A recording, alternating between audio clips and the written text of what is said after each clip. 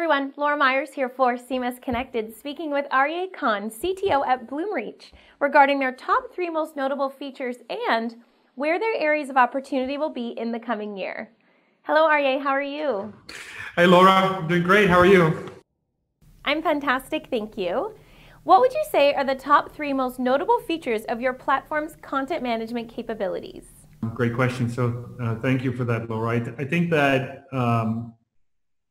the Bloomreach Experience product has quite a long history, actually. We've been around for 16, 17 years now, but we were built on a very strong architecture, which was based and still is based on the concept of a central content repository, which is essentially structured, and the capability to serve out that content on web pages, snippets embedded into external experiences such as e-commerce environments, or expose it as REST APIs and allow other people to then go and take those outputs and embed them into richer experiences.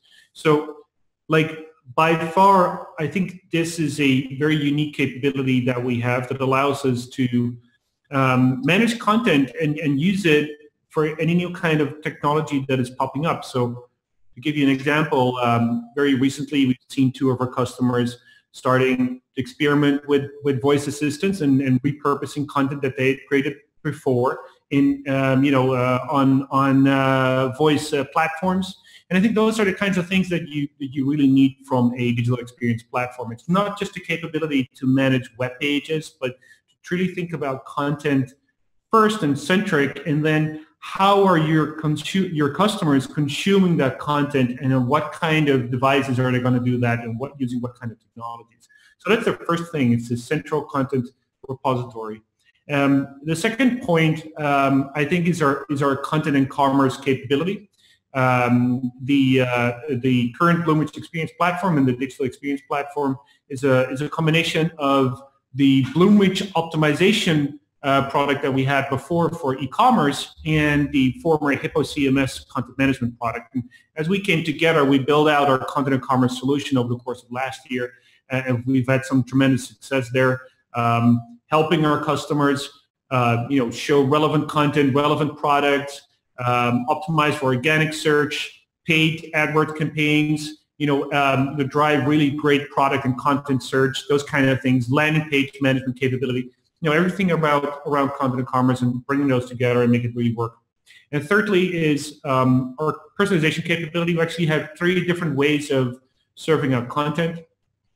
First of all, it's what I call static content. So everyone sees the same thing, and some portions of your experience might be like that. But in other portions, you may want to be able to drive campaign-based personalization, where you can take available data from your visitor about what campaigns they've clicked on, or what marketing automation campaign they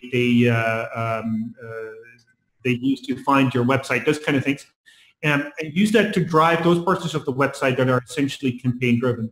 And thirdly, and that's kind of like the highest tier in this 3-tiered personalization approach, is machine learning.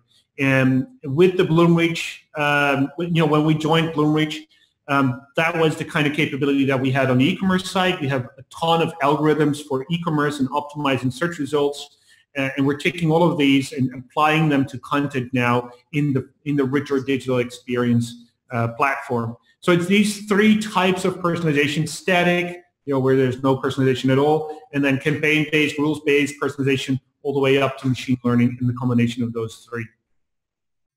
That's a great overview of capabilities. Now, along those same lines, it's common for other types of industry recognition to pinpoint areas where platforms may not be as strong as others. But in light of that, what are some of the areas of opportunity you'll be putting your focus on in the coming year?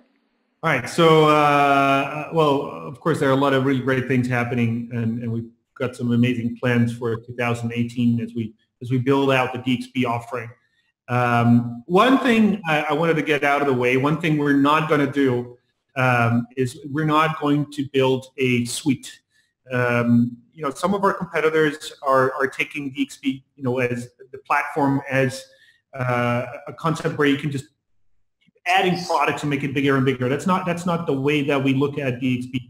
We fundamentally believe that digital experiences are built by highly engaged digital teams inside an organization. And that's where we tend to do really well with those organizations where they put their digital strategy first.